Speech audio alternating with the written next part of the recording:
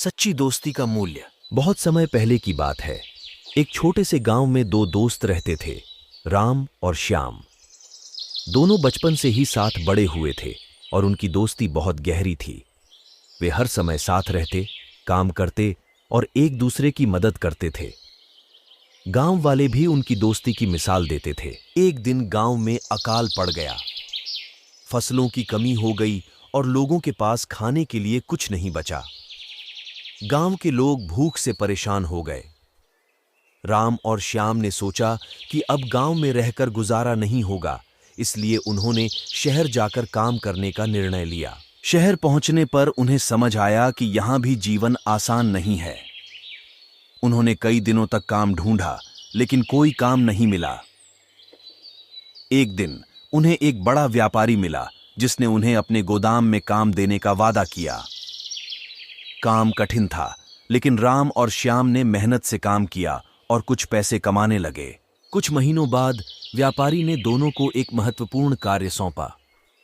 उसने उन्हें एक बड़ा खजाना दिया और कहा, इसे दूसरे शहर में मेरे साथी को पहुंचा दो। रास्ता लंबा और खतरनाक है, लेकिन मुझे तुम दोनों पर भरोसा है। राम और श्याम ने खजाना लिया और यात्रा पर निकल पड़े। रास्ते में उन्हें घना जंगल पार करना पड़ा।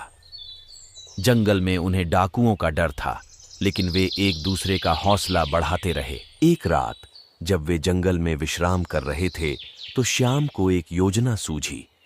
उसने सोचा, अगर मैं राम को धोखा देकर खजाना ले लूं, तो मैं अमीर हो जाऊंगा और मुझे किसी की मदद की जरूरत नहीं पड़ेगी। यह सोचकर उसने राम के खाने में जहर मिला दिया। राम को कुछ संदेह हुआ, लेकिन उसने श्याम पर विश्वास किया और खाना खा लिया। कुछ देर बाद राम की तबीयत बिगड़ने लगी और वह बेहोश हो गया।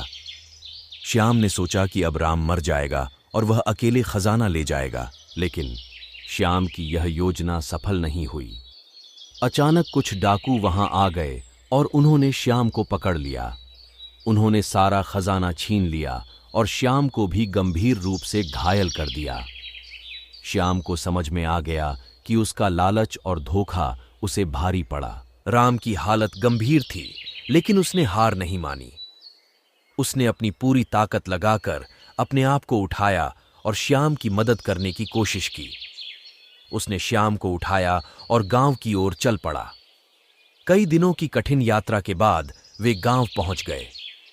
गांव वालों ने उनकी मदद की और उन्हें ठीक किया। श्याम ने राम से माफी मांगी और कहा, मैंने तुम्हें धोखा देने की कोशिश की, लेकिन तुमने फिर भी मेरी जान बचाई। मुझे माफ कर दो। राम ने श्याम को माफ कर दिया और कहा, दोस्ती का मतलब सिर्फ साथ रहना नहीं है, बल्कि एक दूसरे की मदद करना और विश्वास बनाए रखना है। श्याम ने अपनी गलती से बहुत कुछ सीखा और उसके बाद उसने कभी भी लालच या धोखा देने का विचार नहीं किया। राम और श्याम की दोस्ती पहले से भी ज्यादा मजबूत हो गई और वे फिर से एक साथ खुशहाल जीवन जीने लगे। शिक्षा इस कहानी से हमें यह सीख मिलती है कि सच्ची दोस्ती में विश्वास, निष्ठा और ईमानदारी का बहुत बड़ा महत्व है। लालच और धोखा देने की भावना केवल हमें और हमारे रिश्तों को नुकसान पहुंचाती है।